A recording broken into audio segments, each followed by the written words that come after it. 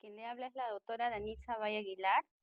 Soy médico fisiatra, especialista en medicina física y rehabilitación. Este tema es en realidad muy bonito y muy amplio. Les voy a hablar un poco de lo que es las evidencias y sobre todo de la experiencia que tenemos acá en el Instituto Nacional de Salud del Niño de San Borja.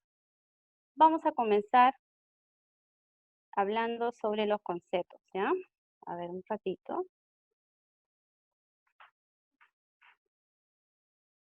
Ya. Primero, vamos a ver qué es lo que vamos a aprender en esta exposición. Vamos a hablar sobre lo que es la definición, la epidemiología, la clasificación, los factores de riesgo, el diagnóstico temprano e intervención temprana y la vigilancia de cadera. He puesto estos temas o estos conceptos porque son muy importantes tenerlos en cuenta y saberlos sobre todo, ¿no? Y es así que existe, en el año 2007 se hace una definición de consenso internacional que describe a la parálisis cerebral como un grupo de trastornos permanentes del desarrollo del movimiento y de la postura, que éstas nos van a causar limitaciones en la actividad y que son atribuidos a alteraciones no progresivas que pueden ocurrir en el desarrollo cerebral del feto o del lactante. Los trastornos motores van a estar a menudo acompañados por alteraciones de la sensibilidad, de la percepción, cognición, comunicación y conducta.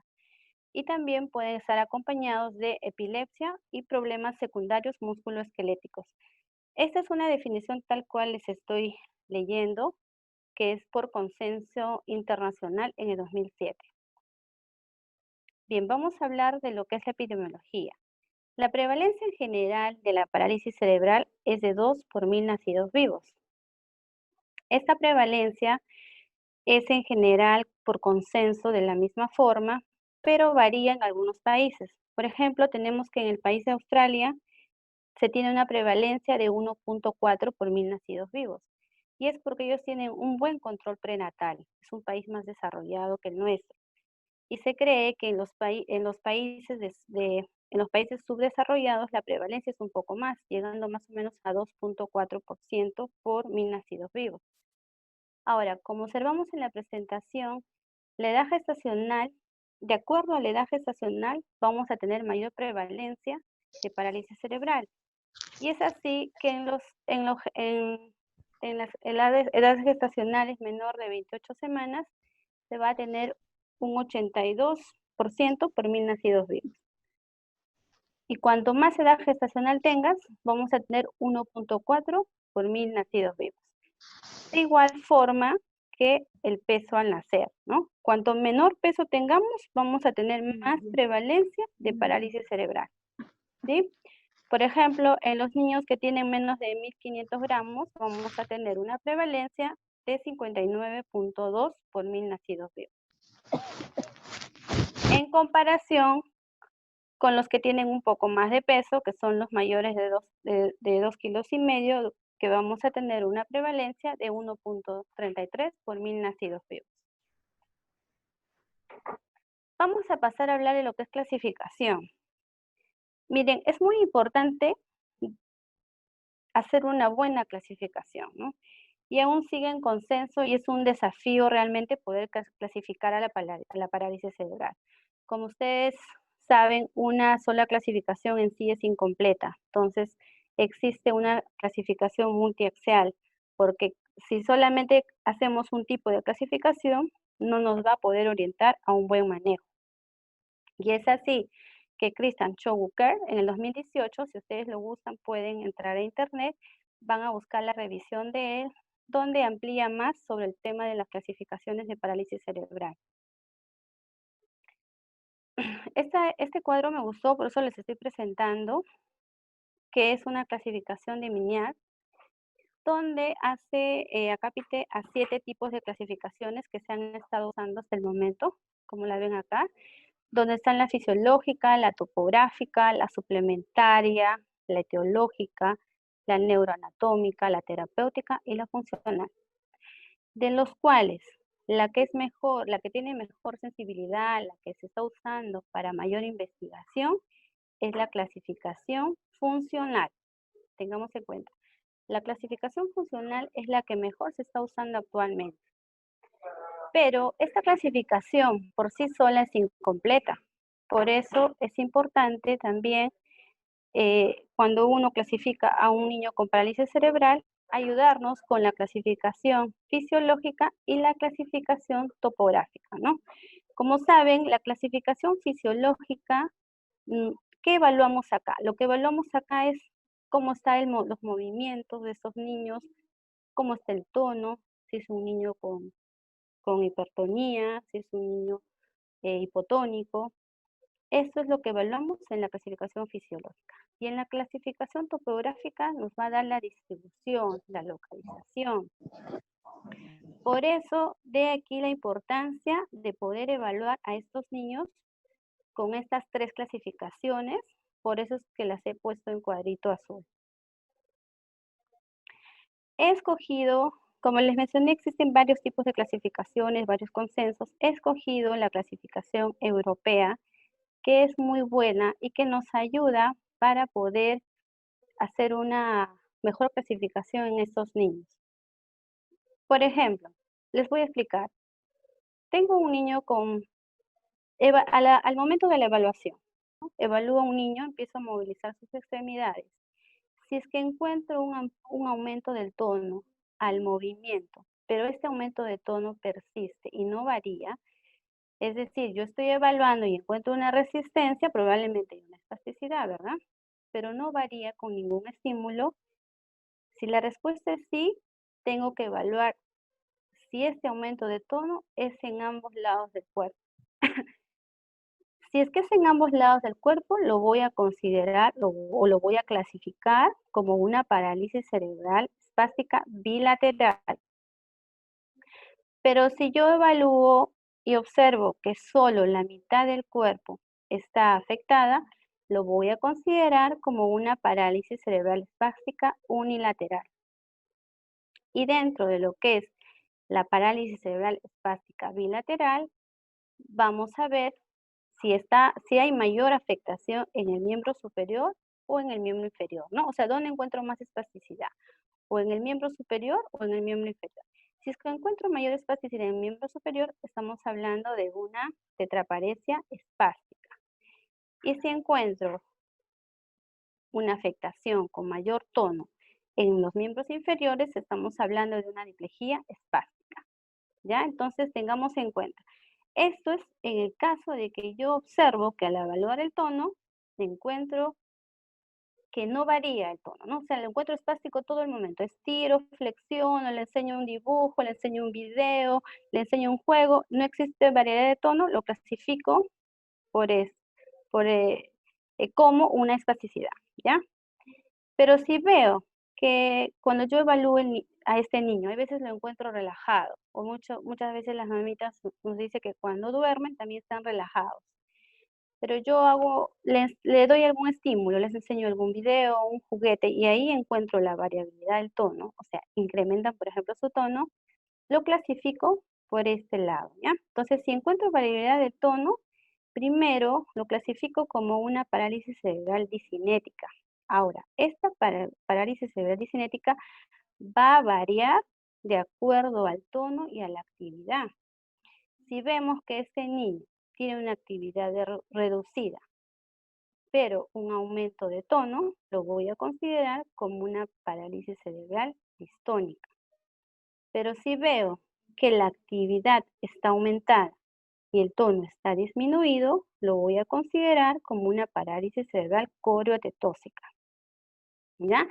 Entonces, por este lado tenemos a los niños con parálisis cerebral espástica, por acá tenemos a los distónicos y por acá tenemos al otro tipo de niños, ¿no? Si vemos que si evaluamos a este niño y vemos que no hay espasticidad ni hay variedad de tono, pero lo encontramos un poco flácido, con hipotonía, lo vamos a clasificar por este lado.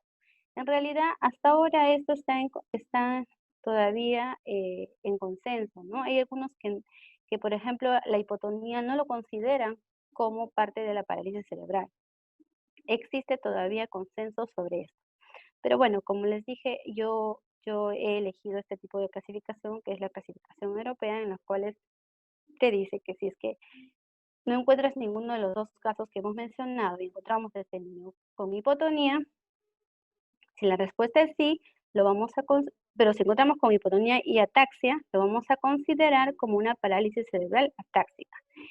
Y si no presenta esto, se considera como un subtipo no clasificable, ¿ya?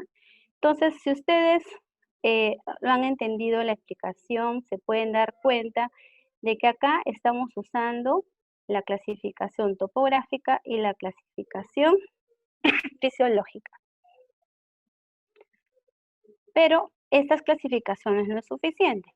Entonces, es así que se da la clasificación internacional del funcionamiento de la discapacidad y de la salud, ¿no? Esta propuesta se da en el 2001 por la OMS y va a estar basado por dos tipos de modelos que son donde vamos a ver básicamente lo que es el funcionamiento y la discapacidad. ¿Y cómo así? ¿Cómo así está formado la SIC? Así está formado por varios componentes, ¿no? Como sabemos, siempre hemos evaluado a una persona más, lo que hemos visto siempre es la estructura anatómica, hemos visto la fisiología, pero no hemos visto cómo este niño va a participar en su entorno, en sus actividades de vida diaria. Y es que por eso que se da esta clasificación de la CIF, ¿ya? Donde actúan varios componentes como las funciones y estructuras corporales. Acá lo que evaluamos son las funciones fisiológicas, las estructuras anatómicas de la persona en sí. Evaluamos sus actividades, ¿no? ¿Qué acciones realizan estas personas? Y evaluamos cómo estas personas participan en sus actividades de vida diaria. A todo esto de acá, a toda esta estructura anatómica, a las actividades que realizan, a cómo se desenvuelven sus actividades de vida diaria, vamos a denominar la condición de salud, ¿no? Recién vamos a dominar a la persona qué condición de salud tiene. Y estas van a estar determinadas por factores ambientales y por factores personales. Acá les voy a mencionar algunas clasificaciones funcionales que estamos usando acá en San Borja. He puesto las 4, en realidad existen muchas clasificaciones funcionales, pero de las cuales estoy mencionando 4 y son las clasificaciones que estamos usando acá, ¿no? El Gross Motor, que ahora es más conocido, que es el sistema de clasificación de la función motora gruesa. El MAX, que es el sistema de clasificación de la habilidad manual. Otra clasificación tenemos al sistema de clasificación de las funciones de la comunicación. Y otra clasificación que es el sistema de clasificación de la capacidad de comer y de beber, ¿ya? Recuerden que estas son las escalas funcionales. Entonces, vamos a hablar un poquito de Gross Motor, ¿ya? Esta clasificación recién se dio en el año 1997, donde clasificaban según las edades, pero teníamos, digamos que un límite de edad, ¿no? Solamente lo estaban clasificando hasta los 12 años de edad. Y es así que en el año 2007 se hace una clasificación del Gross Motor extendida y revisada, donde ya se puede evaluar a estos niños desde los menores de 2 años hasta los 18 años, ¿no? Como se muestra en las imágenes. Ahora, tengamos en cuenta algo. El Gross Motor es una buena escala para la evaluación de la función motora gruesa, pero generalmente es más fidedigna, podríamos decirlo así, a partir de los 2 años, porque sabemos que hasta los 2 años existe lo que es la mielinización cerebral, la plasticidad, entonces puede cambiar, ¿no? Yo evalúo a un niño menor de 2 años, puede cambiar el nivel de Gross Motor. El Gross Motor va a tener, lo vamos a clasificar en 5 niveles, ¿no? Como se muestra en la figura. Vamos a ver que en el nivel 1, el niño va a caminar sin restricciones.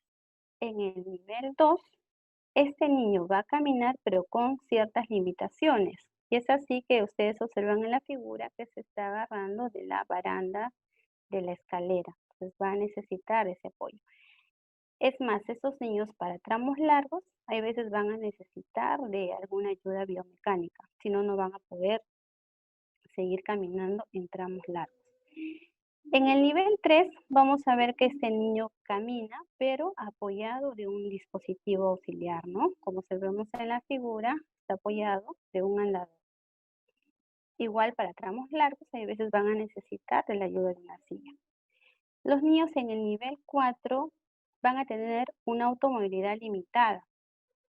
En países desarrollados, lo que se hace es que se les enseña a estos niños a que puedan manejar su sillita de ruedas, ¿no? Son sillas electrónicas, que no es la realidad general de nuestro país, ¿no? Y estos niños sí van a tener control de tronco. En el nivel 5 sí van a ser completamente dependientes y siempre van a necesitar ser transportados en silla de ruedas.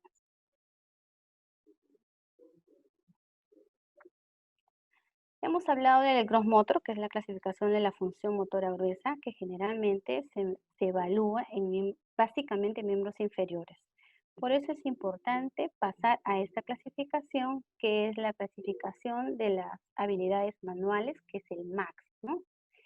Esta clasificación también se divide en 5 niveles. Básicamente evalúa la función del brazo y la mano, ¿ya? Evalúa estas habilidades manuales, evalúa las destrezas manuales. Pero todas en base a la manipulación de objetos en actividades de vida diaria. O sea, no te va a evaluar, por ejemplo, cómo un niño toca un piano, no. Son actividades básicas que evaluamos con esta escala, ¿ya? Igual se va a dividir en 5 niveles, donde el niño en el nivel 1 y 2 va a manipular objetos de forma independiente. ¿Me están escuchando? Sí, sí se escucha bien. Ya. Sí, sí se escucha Sí, bien. doctora, sí escuchamos bien. Sí, se escucha muy bien. Listo. Entonces tenemos que esta escala nos va a evaluar básicamente habilidades de brazo y mano. Lo vamos a dividir igual de la misma forma que el gross motor en 5 niveles, ¿sí? ¿Cuál va a ser la diferencia para explicarles así rápidamente de estos niveles? Es que en el nivel 1 y el 2 los niños van a manipular objetos independientemente, ¿no? No se necesita adaptaciones. Pero a partir del nivel 3, en el nivel 3 ya van a requerir de adaptaciones, ¿no? Y es lo que trabajamos con los terapeutas ocupacionales acá. Por ejemplo, hay niños que tienen limitaciones a nivel de manito para llevarse una cuchara a la boca, entonces ellos diseñan muy bien algunas adaptaciones que puedan hacer de que puedan coger una cuchara y llevarse el alimento a la boca. Por eso es importante al niño clasificarlo, ¿no? Yo podría decir, mi niño tiene una cuadriparesia espástica con un gross motor 2 o gross motor 3 y con un max 3, ¿no? Podríamos clasificarlo así. Por eso es muy importante las clasificaciones topográficas, las clasificaciones fisiológicas y sobre todo las funcionales, porque es distinto cómo estos niños se van a desenvolver en su entorno, ¿sí? Bueno, pero esta clasificación se da en niños de 4 a 18 años. Por eso es que en el año 2016 salió otra clasificación que es el Minimax, ¿ya? Esto básicamente está orientado en la evaluación de la necesidad de asistencia en el manejo de objetos de niños menores de 4 años, de 1 a 4 años. Pero las que nos orientan, la escala que nos orienta para manejo, para aplicación de algunos procedimientos que más adelante les voy a mencionar, es el MAX, ¿no? Y es así que acá van a observar en en esta imagen, en este cuadro, y acá podemos ver bien claramente que estamos usando los tres tipos de clasificación. Por ejemplo, vamos a ver que del total, el 23% de los niños con parálisis cerebral van a presentar una cuadriplejía, de los cuales, si ustedes observan, miren, del 23%, más o menos en promedio, el 75% van a tener un gross motor 4 a 5, ¿Qué quiere decir? De que van a ser no ambulantes, o sea, no van a caminar, ¿no? Van a depender de una silla de ruedas. Y el resto de niños, que en promedio son del 25% más o menos, van a tener un Gross Motor 1 a Gross Motor 3, o sea, van a ser ambulantes, ¿no? Sea de con alguna ayuda biomecánica o independientes, pero van a caminar. Comparando la diferencia de los niños con diplejía, que representan el 38% del total de niños con parálisis cerebral, de los cuales, miren, el 98% van a ser ambulantes y van a tener un Gross Motor 1 y 3. Y el 2% no van a caminar, ¿no? O sea, van a tener un Gross Motor 4 o 5. Y de los niños que van a tener hemiplegia, que representan el 39%, aquí, por ejemplo, el 99% van a ser ambulantes. O sea, van a tener un Gross Motor del 1 al 3. Y el 1% van a tener un Gross Motor 4 y 5. O sea, ¿qué quiere decir? Que no van a caminar. Entonces, de ahí la importancia de clasificarlos adecuadamente a estos niños, porque de acuerdo a eso yo voy a orientar manejo, ¿no? No voy a planificar un tratamiento pensando en un niño que va a caminar a un niño que no va a caminar. Va a ser distinto el manejo, va a ser distinta la orientación o los objetivos que yo me voy a plantear con estos niños. Aquí está otra clasificación, que es el sistema de clasificación de la comunicación funcional. Este sistema de clasificación también me describen o se evalúan en 5 niveles, ¿no? Y es muy importante porque vamos a ver que, por ejemplo, si clasificamos a 2 niños en el nivel 1, este niño va a comprender y va a expresarse de forma más o menos adecuada con el interlocutor, ¿no? En cambio, si vemos a un niño, por ejemplo, en un nivel 4 o 5, ya va a tener problemas para comprender y para expresar. O sea, no solo estamos hablando del lenguaje expresivo, sino también del comprensivo. Si yo quiero plantearme objetivos en estos niños, no le voy a decir al papá o no voy a decir al terapeuta del lenguaje que este niño va a hablar como el resto de los niños. No va a ser así. En estos niños, dependiendo del nivel, voy a usar lenguajes alternativos, como el HANA, por ejemplo. Existen distintos sistemas para poder yo plantearme objetivos. ¿Sí? Tengo yo, por ejemplo, muchos niños que sí te comprenden, o sea, sí tienen buena recepción, pero no pueden expresar, ¿no? Entonces, en ellos sí es bueno clasificarlos en nivel para yo poder planificar con él y con la familia un lenguaje alternativo. Ya son lenguajes que generan o son programas que se instalan en casa para que encuentren la forma de que puedan comunicarse, que pueda comunicarse el niño con su entorno. Muchas veces las mamás me dicen que el niño grita y grita y no saben lo que tiene, pero sí comprende ese niño, que es distinto a tener un niño que no comprende. Entonces, vamos a orientar objetivos de terapias de acuerdo a estos niveles. Bueno, vamos a pasar a lo que es el diagnóstico temprano de parálisis cerebral y la intervención temprana de parálisis cerebral y los avances en lo que es el diagnóstico y tratamiento. He hecho una revisión de la revista JAMA, que salió publicada en el 2017, donde hicieron una revisión sistemática de varias editoriales o revistas de prestigio, ¿no? Como las que se figuran ahí, de Medline, de Envase, de CINAHL, de Cochrane, en los años que figuran en esta diapositiva, donde se hizo una recolección de varios artículos, varias revisiones, y bueno, gracias a esto, actualmente se conoce que nosotros podemos hacer un diagnóstico de parálisis cerebral antes de los 2 años. En realidad, esto de los 2 años, del diagnóstico de parálisis cerebral a los 2 años ya ha quedado un poco en la historia. Ya no es así. Ahora, gracias a estos test, que más adelante les voy a mencionar cómo es que podemos hacer la detección de parálisis cerebral antes de los 2 años. Entonces recuerden que el diagnóstico de que antes se hacía a los 2 años ya ha quedado en la historia, ¿sí? Otros mencionaban de 1 a 2 años, porque ya como que la presentación clínica era evidente, ¿no? Pero esto ya ha quedado un poco en el pasado, ¿ya? Acá les presento en esta diapositiva los factores de riesgos, que me imagino la mayoría ya lo conoce,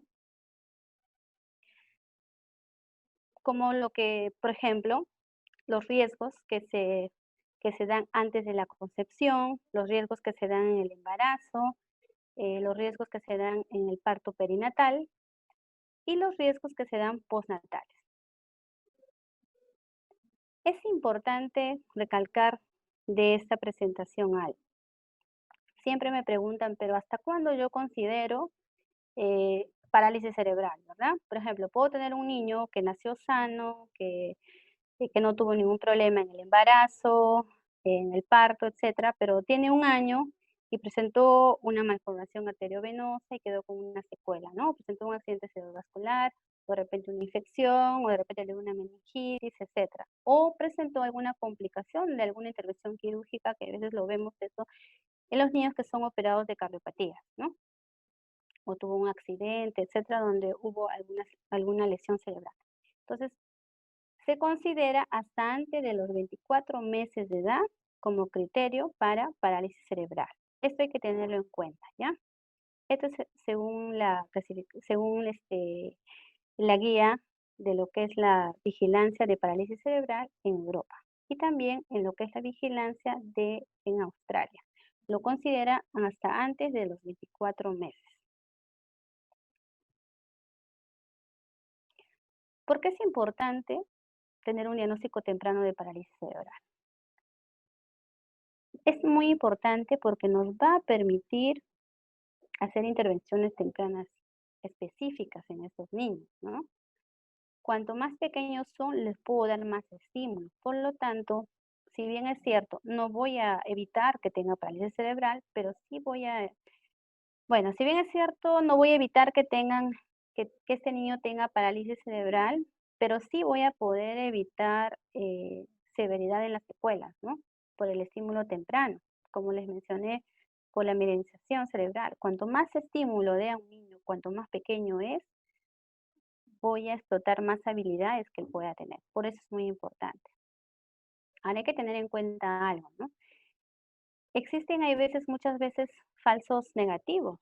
¿Por qué? Porque yo tengo un niño que es sano, que ha tenido un desarrollo, digamos, hasta los 5 meses, en teoría, un niño sin factor de riesgo, que no tiene, que tenía un desarrollo normal, en teoría, hasta los 5 meses, pero luego veo que a los 6 meses ya no se está sentando, no hay un buen control de tronco. Entonces, por ejemplo, en una de las, digamos que el temor de estas clasificaciones de poderlo hacerlo, el diagnóstico temprano de parálisis cerebral, era estos falsos negativos.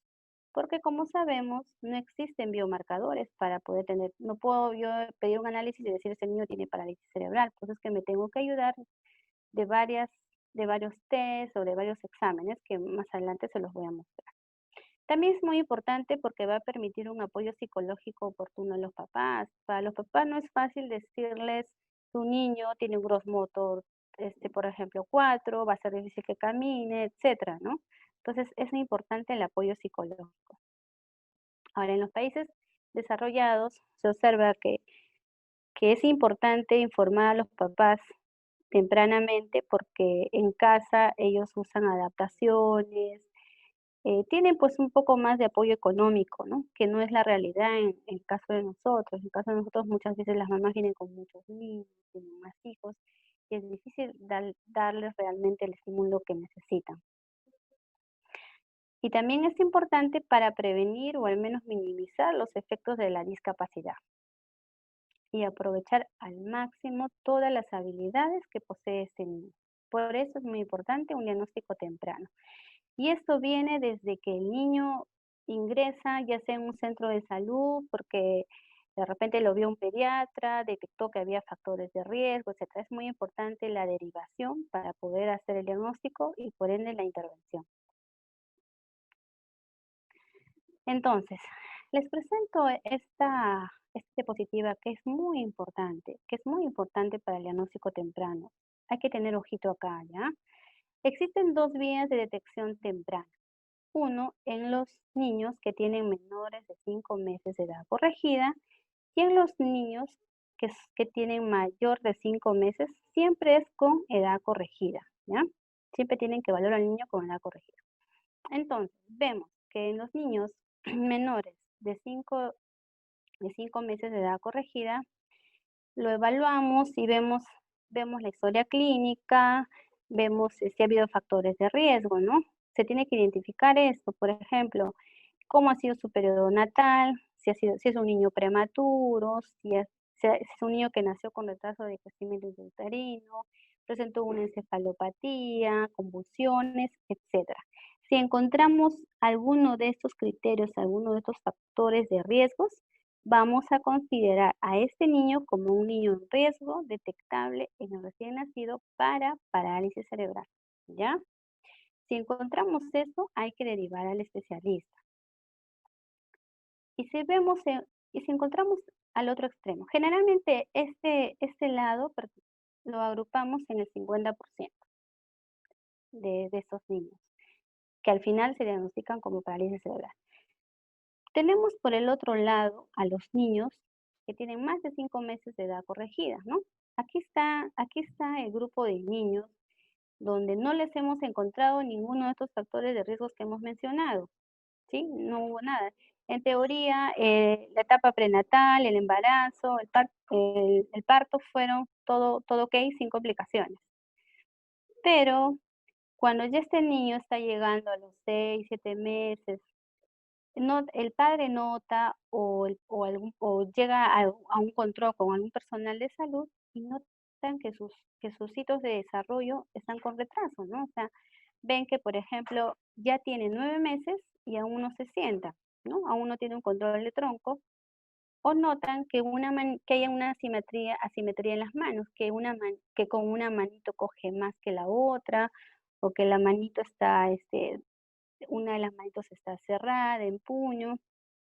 Entonces, si notamos esto por este lado, vamos a catalogarlo como un niño con riesgo detectable en bebés para parálisis cerebral, ¿ya? Esto es importante tenerlo en cuenta. Si encontramos a estos niños en ambos casos, se hace la derivación correspondiente. Entonces, es así como se da lo que les manifesté anteriormente, ¿no? ¿Cómo hago este diagnóstico temprano? Ya hemos hecho estas dos vías de digamos que como un screening de evaluación para ver en qué grupo voy a agrupar a cada niño, ¿no? Entonces, tenemos que antes de los 5 meses de edad corregida, vamos a ver de que vamos a pedir a estos niños o qué evaluaciones vamos a pedir para que yo pueda diagnosticarlo como parálisis cerebral. Por ejemplo, tenemos a la resonancia magnética, a los movimientos generales de Preche y a la evaluación neurológica de Hammersmith, ¿ya? Puedo hacerle cualquiera de estas tres pruebas. La diferencia va a ser la sensibilidad. Vamos a ver que cuando yo pido una ayuda diagnóstica por imagen, que es la resonancia magnética neonatal en menores de 5 meses, me va a dar una sensibilidad del 86 al 89%. Y la evaluación de la evaluación de Preche, de movimientos generales, me va a dar una sensibilidad del 98%. Miren, observen.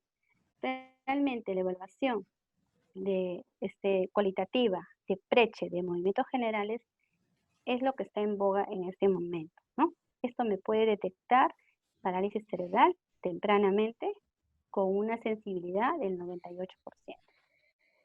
Y luego tenemos a la evaluación neurológica, que es la evaluación de Hammersmith, que me da una sensibilidad del 90%, ¿sí?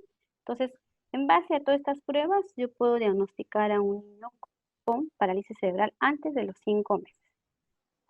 Si hacemos las 3 pruebas en conjunto, nos va a ser mucho más fidedigno el diagnóstico y voy a, por ende, tener menos falsos positivos. Ahora, en los niños mayores de 5 meses de edad, ¿no? Que como ya hemos visto anteriormente, a quienes clasificamos en este grupo, vamos a ver que también la resonancia magnética, cuando lo solicitamos a esta edad, va a tener una sensibilidad del 86 al 89%. Y la evaluación de Hammersmith, la evaluación neurológica de Hammersmith, va a tener una sensibilidad del 90%.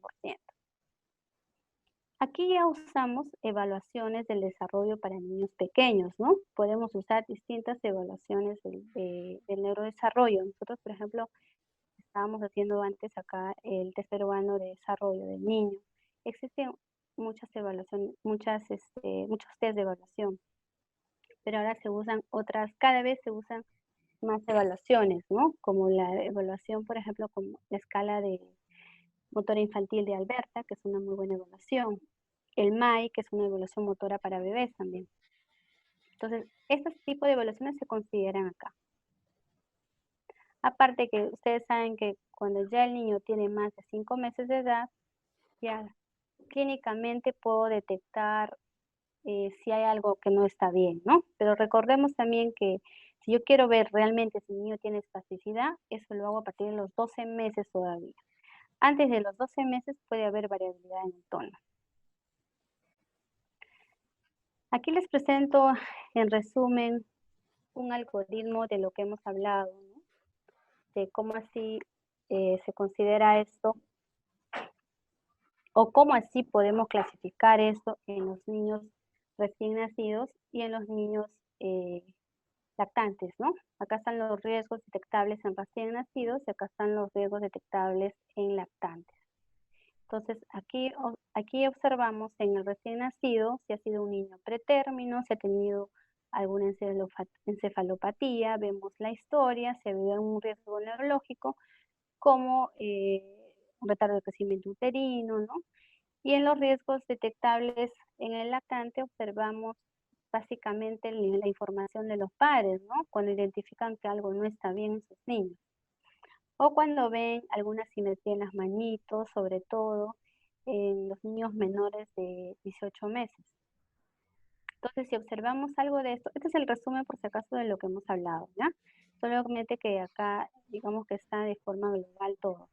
Entonces, si observamos algo de esto, vamos a ver de que va a existir un riesgo y esto nos va a dar a que nosotros investiguemos si este niño tiene un riesgo para tener parálisis cerebral o no, ¿no? Y de acuerdo a esto, vamos a hacer una historia clínica, una evaluación clínica, vamos a investigar la causa de estos factores y vamos a investigar también algunos diagnósticos diferenciales, porque ojo, tampoco no todo es parálisis cerebral, ¿no? Tenemos que buscar diagnósticos diferenciales.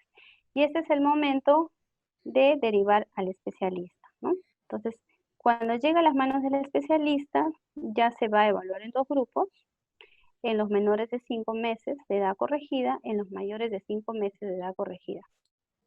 Acá observamos que se hace los 3 tipos de evaluación, ¿sí?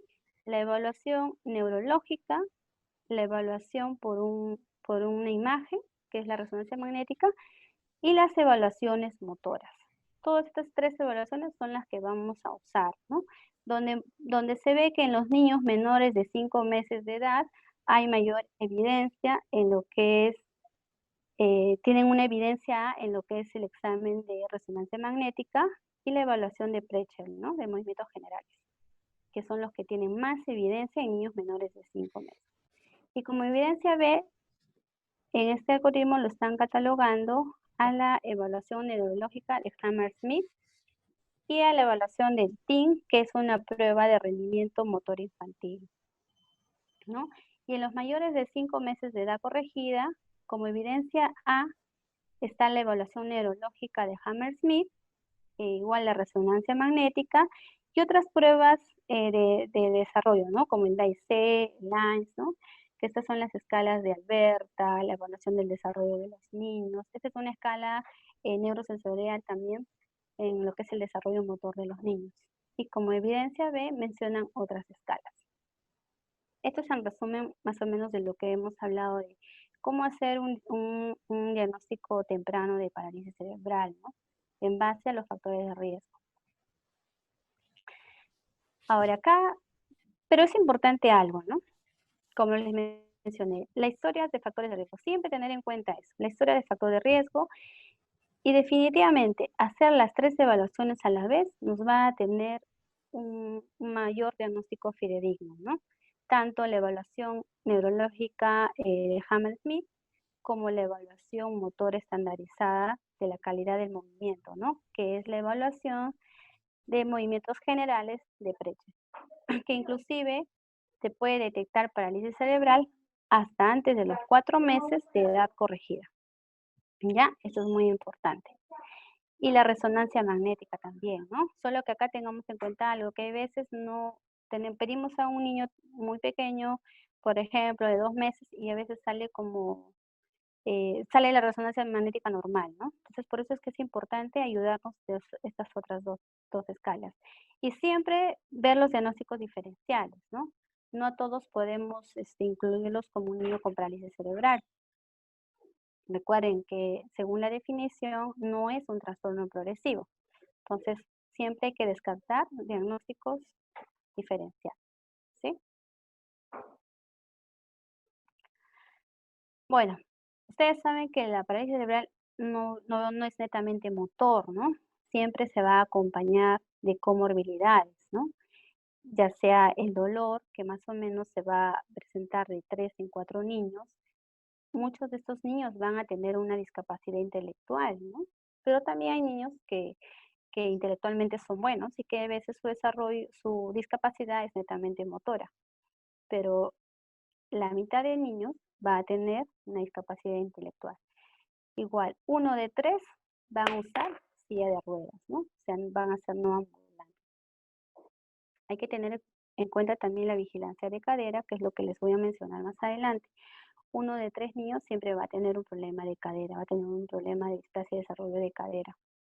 1 en 4 no van a hablar, no van a tener un lenguaje normal. También se va a presentar la epilepsia.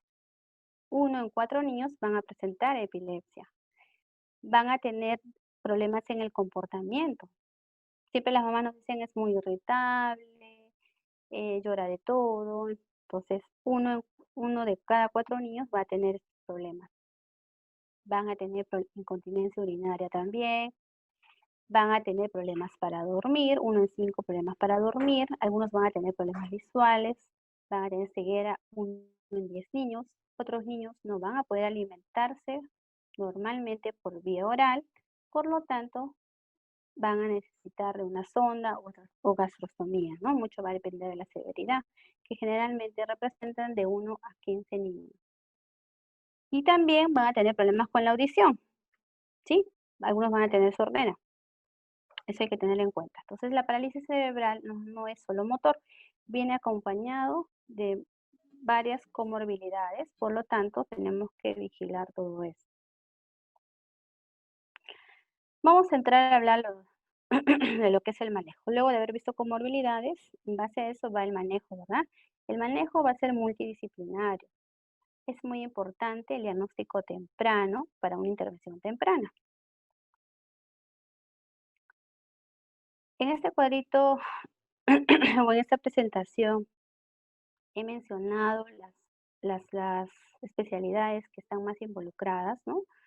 Con lo que es el manejo de parálisis cerebral, desde que se hace la detección, que generalmente lo hace el pediatra, muchas veces va al centro de salud o lo evalúa un pediatra, y es así que el pediatra hace la interconsulta con el médico fisiatra, que somos nosotros, y también hace la interconsulta a la vez con el neuropediatra, ¿no?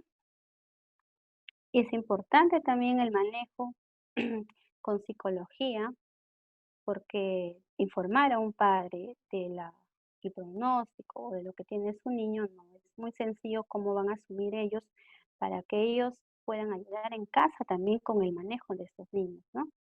Y también es muy importante la intervención de los terapeutas. Dentro de los terapeutas están los terapeutas físicos, los terapeutas ocupacionales, los terapeutas de lenguaje. Por eso es que la parálisis cerebral se debe hacer con un manejo en conjunto. Aquí les muestro los tratamientos que han sido más investigados, los que están más en boga, digamos, ¿no? Por ejemplo, esto lo han dividido en tres enfoques, ¿no? En todo lo que es el enfoque de rehabilitación activa para el niño, o sea, ¿qué es lo que yo voy a trabajar en el niño?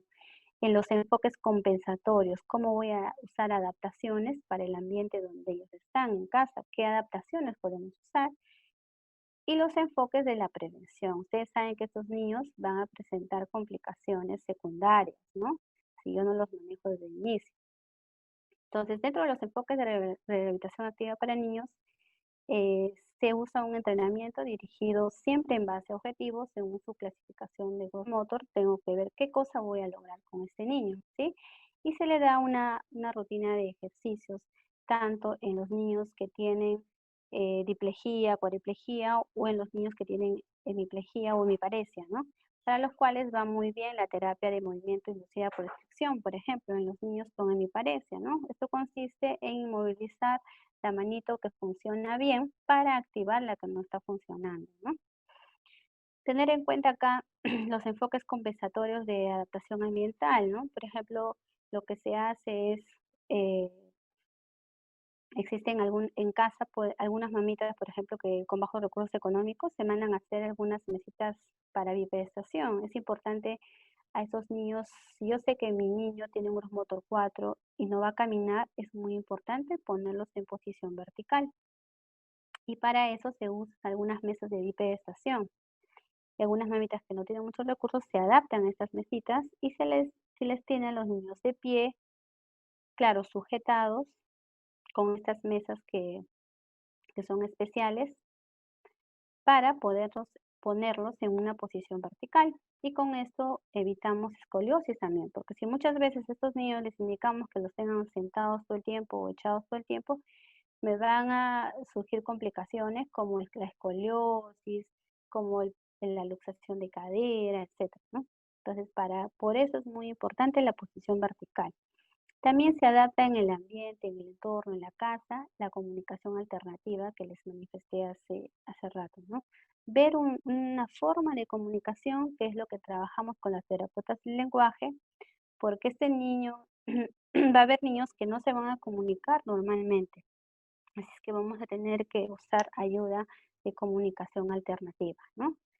Y la salud y enfoques de prevención secundaria es muy importante indicarles alguna férula para evitar que, por ejemplo, los niños que tienen un pie en equino, generalmente el tobillito se vuelve rígido o es difícil generalmente son niños que están con el pie o caminan o se paran con el pie en punta, ¿no? Entonces para eso los manejamos con ortésicos y con toxina botulínica acá. Si no hacemos este manejo, luego van a pasar, si no, a cirugía. Entonces la idea es evitar o retardar la cirugía. Puse esta diapositiva porque me pareció importante de lo que es el manejo de parálisis cerebral desde que lo detectamos, sobre todo en los que son espásticos, porque si observamos en las imágenes, vemos que cuando tenemos a un niño al inicio, cuando es más chiquito, lo que predomina va a ser la espasticidad con respecto al acortamiento, ¿no? Pero conforme va pasando la edad o los años, miren, la espasticidad nunca cambia, lo que cambia es el acortamiento. Entonces, así yo quiera manejar esta espasticidad solamente con terapia, no se va a poder. Entonces, es importante hacer el diagnóstico temprano y el manejo temprano de esta espasticidad con toxina botulínica o con algunos antiespasmódicos o antiespásticos, biorales. Pero la toxina botulínica es el que tiene evidencia y va muy bien, siempre y cuando se coloque desde el inicio, ¿no? Acompañado, claro, de su plan de terapia física. y de terapia ocupacional. Entonces, el objetivo de la intervención temprana para niños con parálisis cerebral es muy importante porque vamos a optimizar los resultados motores, vamos a optimizar los resultados cognitivos y de la comunicación mediante intervenciones que promueven el aprendizaje y la neuroplasticidad. Aquí vamos a observar que el manejo en realidad no es solo de la parte motora, ¿verdad? Porque estos niños, como les he presentado la imagen de las comorbilidades, entonces es una intervención en conjunto, multidisciplinaria, donde vamos a usar medicación, tanto para el dolor como para la espasticidad.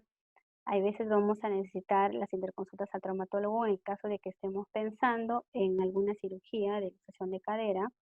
Lo que yo uso acá o lo que estamos usando acá es, estoy usando la guía australiana de vigilancia de cadera para ver cuándo yo pido a un niño una radiografía, en qué posición, es muy importante la posición, a qué edad, cómo le hago el seguimiento, que les voy a mostrar más adelante, ¿ya?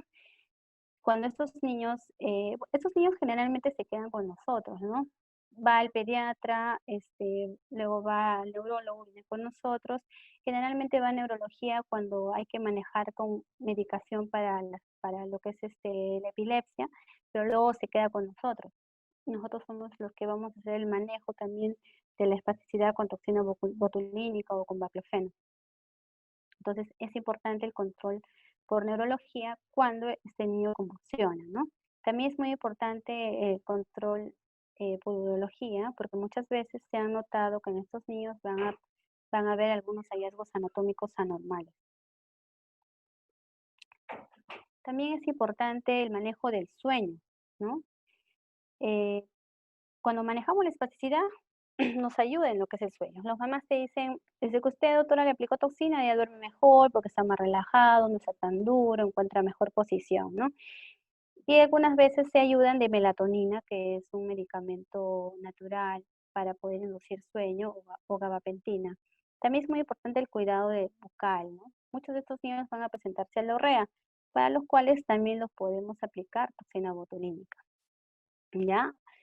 También pueden presentar problemas oftalmológicos. Por eso es muy importante siempre hacer las interconsultas con oftalmología para que estos niños puedan ser evaluados. Acá hay un punto importante, la alimentación.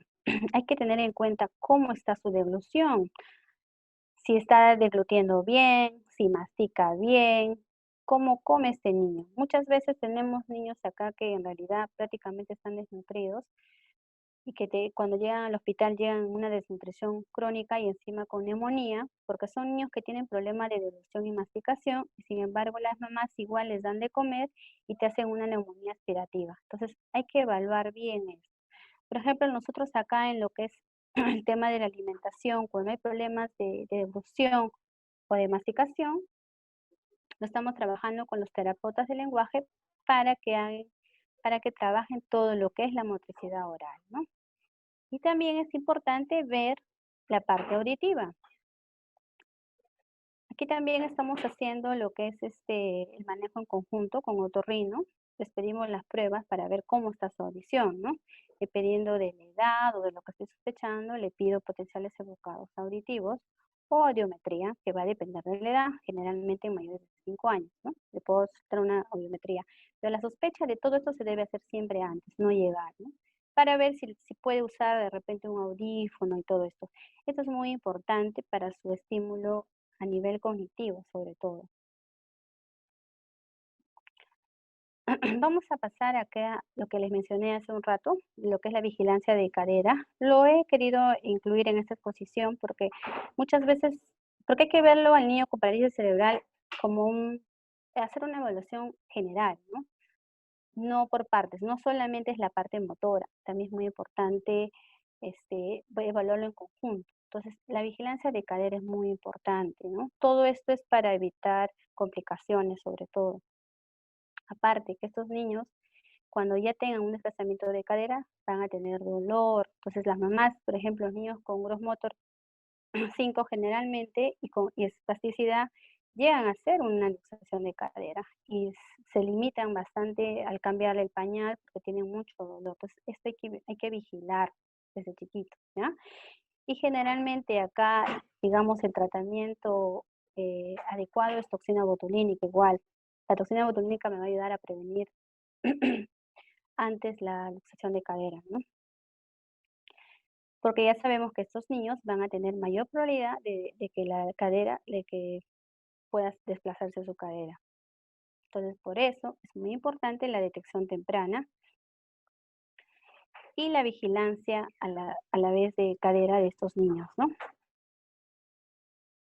Entonces, cuando yo solicite, bueno, esto he sacado de lo que es la guía australiana, que es lo que estamos usando acá. Es importante, si yo tengo un niño que ya viene con nosotros a consulta, pedir una radiografía de cadera. ¿Pero qué tipo de radiografía? No una radiografía de pelvis, de von Rosen, no. Yo no quiero ángulo acetabular, lo que yo quiero es porcentaje de migración de Reynolds. Eso es importante pedir para un niño con parálisis cerebral, ¿ya? El porcentaje de migración de Reynolds. Es muy importante pedir esto, ¿no? Como se observa, va a ser un coeficiente, va a ser una división de A entre B por 100%. Esta división me va a dar el porcentaje de Reynolds, que se evalúa, como ustedes observan acá en la imagen. Acá tenemos a la línea de Heisenreiner y la línea de Perkins, ¿no? Vamos a ver que se trazan dos líneas perpendiculares a la línea de Heisenreiner que están en el borde medial y en el borde medial y en el borde lateral de la cabecita del fémur, ¿no? Entonces de acá se toman estas medidas y de estas medidas me sale el porcentaje de migración de Reynolds, ¿ya? Entonces cuando solicitemos una radiografía vamos a pedir porcentaje de migración de Reynolds. Y siempre que ustedes solicitan una radiografía, pidan que sea de forma adecuada. Siempre. Como observan en la figura, la pelvis tiene que estar de forma horizontal, con las rótulas mirando hacia arriba, en una posición neutra, ¿sí? Siempre colocar algo debajo de las rodillas para que no exista un aumento de la lordosis lumbar. Esa es la posición correcta. Porque a veces el posicionamiento es importante, porque si no, no me van a dar un porcentaje real, ¿no? Muchas veces mandamos a rayos, pero no hacen con esta posición adecuada. Entonces es muy importante siempre hacer seguimiento a esto, que es lo que estamos trabajando acá, ¿no? Entonces, ¿cómo evalúo esto, no? Siempre pregunto la edad, qué nivel de gross motor tiene y qué tipo de marcha de Winter Gauge tiene. Acá les voy a presentar antes de pasar a esto. Vemos los tipos de marchas de Winter Gauge, ¿ya? Donde clasificamos a los niños con hemiparesia. Esto es para hemiparesia. Donde en el grupo 1 están con un pie caído, en el grupo 2 con un pie equino, en el grupo 3 se considera a los niños con pie equino verdadero y flexión de rodilla. Y el grupo 3 los va a dividir en dos grupos, ¿no? El grupo 4, perdón, los va a dividir en dos grupos. En un equino verdadero con rodilla en salto y con una pelvis en rotación y flexión. No salió, mira. Y rotación interna de cadera, ¿verdad? Mira, Esto ¿de mi hermana? sí. ¿Me escuchan? Disculpe, estoy escuchando audio. ¿Pueden apagar?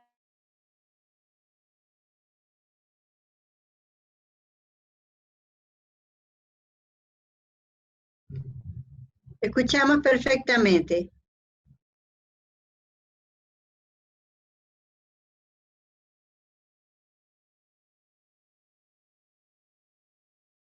Doctora, ¿está ahí? ¿Me escuchan? Sí, doctora, la escucho. Ok, pasamos entonces. Ya. Entonces, hacemos la evaluación, preguntamos la edad, vemos el nivel de gross motor, vemos el tipo de marcha que tiene, preguntamos si hay dolor y a la hora de la evaluación vemos cómo está la cadera, si hay restricción o no a la movilización de cadera. Si vemos todo esto, solicitamos en ese momento una radiografía, ¿no? Y pedimos porcentaje de migración de Reynolds, ¿sí? Como les mencioné, esto se va a basar siempre en lo que es siempre vamos a tener que evaluar gross motor y la marcha de Winter Gauge, ¿ya? Aquí les voy a mostrar cómo es que así se hace el seguimiento, ¿no? Por ejemplo, tenemos a un niño con gross motor 1 y lo evaluamos a los 2 años de edad. En este cuadrito nosotros nos preguntamos, ¿no? Le pido una radiografía de cadera, veo el porcentaje de eliminación de Reitman. ¿Cuándo es su control? Te van a decir, ¿y cuándo le hago el control? Cuando es un gross motor 1, el control va a ser a los 4 años, ¿sí? Miren la diferencia cuando es un gross motor 4 o 5. Si yo veo al niño a los 2 años, el control va a ser a los 6 meses y luego cada 6 meses. Porque este grupo es el grupo de riesgo para hacer luxación de cadera, ¿ya? Entonces, en esta imagen es muy importante para hacer el seguimiento de lo que es la vigilancia de cadera. También pueden buscarlo si gustan bajar este artículo para que tengan el cuadrito, o también hay un aplicativo, lo pueden buscar con este nombre para que puedan hacer la vigilancia de cadera en estos niños con parálisis cerebral, ¿ya? Y cuando hacemos la derivación a traumatología para alguna cirugía, cuando vemos que el porcentaje de migración de Reitman es mayor del 30%. Si vemos que ya es mayor del 30%, se tiene que hacer ya la derivación a traumatología. Y esto es este es un cuadrito final donde para lo que es la vigilancia de cadera, ¿no? Tenemos acá si un niño con parálisis cerebral hay sospecha de que tiene algún problema de cadera, empezamos la vigilancia, ¿ya? Donde evaluamos, como ya les dije, vemos la edad, vemos el gross motor, el tipo de marcha de Winter Gauge. Preguntamos si hay dolor, hacemos la evaluación del examen físico en cadera, vemos si hay limitación. Y luego vamos a la tablita que les mostré, ¿verdad? Esa tablita. Para empezar, la vigilancia de la cadera, ¿sí? Pedimos nuestra radiografía en la posición que les mencioné y medimos porcentaje. Entonces, si vemos que el porcentaje es mayor de 30%, derivamos al traumatólogo. Pero si vemos que es menor de 30%, le hacemos el seguimiento mediante esa tablita, ¿sí?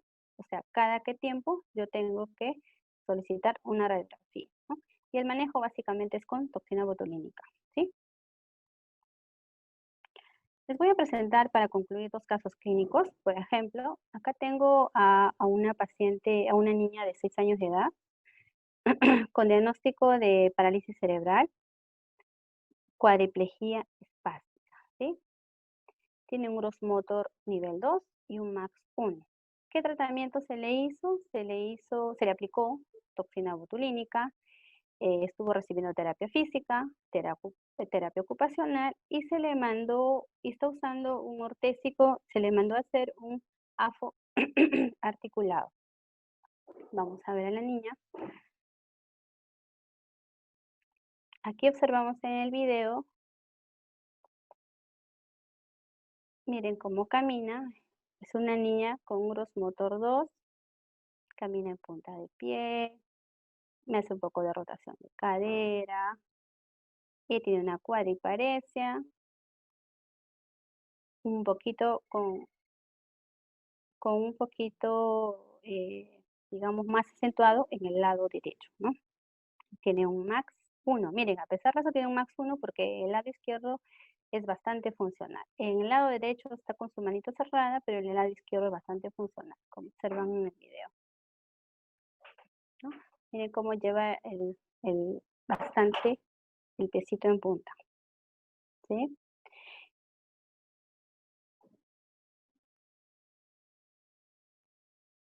Y acá observamos en el otro video, después de las intervenciones que le hemos hecho, le hemos aplicado toxina botulínica. Perdón. Vamos a ver acá. Ya. Aquí observamos a la niña después de la aplicación de toxina botulínica y le hemos colocado un AFO articulado,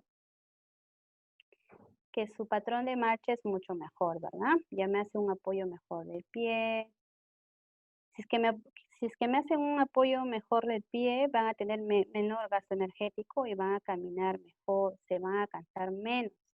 La toxina botulínica también me ayuda a que ella pueda movilizarse con más facilidad, porque si no les gana la espasticidad. Entonces aquí vemos después de la intervención, ¿no? Cómo está caminando la niña. Su patrón de marcha ha mejorado, ¿sí? La aplicación se hizo solo en miembro inferior. Y por último, tengo un caso clínico 2, que es un paciente de 4 años, es un varoncito, es un niño de 4 años de edad, que tiene diagnóstico de cuadriplegia espástica. Para concluir, miren, como lo he clasificado, siempre uso la clasificación topográfica, la fisiológica y la funcional, ¿no? Es un niño con cuadriplegia espástica, tiene un gross motor 3 y tiene un max 2, ¿no? Igual se le hizo el tratamiento con toxina botulínica, terapia física, terapia ocupacional y también usa su ortesis. Pero miren, él es un niño con gross motor 3, 4. No tengo el video del antes, ese es el video después, ¿ya? Estaba buscando el video del antes, pero me robaron la laptop y perdí todos mis archivos. Estaba buscando por ahí algunos videitos. Pero miren, él no caminaba así, caminaba de punta, no caminaba. Cuando vino a nosotros solamente vino cargado de la manito y es un gran logro verlo ahora sí, apoyado de un andador, apoyando todo la plantita del pie. Si ustedes observan, ahí está usando una bandita derrotadora que está adaptada a su zapatito. Esta es una bandita derrotadora que se le ha fabricado y se ha adaptado al zapatito para ayudarlo a que pueda hacer un apoyo mejor de su piecito. Pero él ya no es un gross motor 1 ni gross motor 2, él está en un gross motor 3. Recién se está adaptando a poder deambular con ese andador, pero siempre con ayuda todavía del papá. ¿Ven?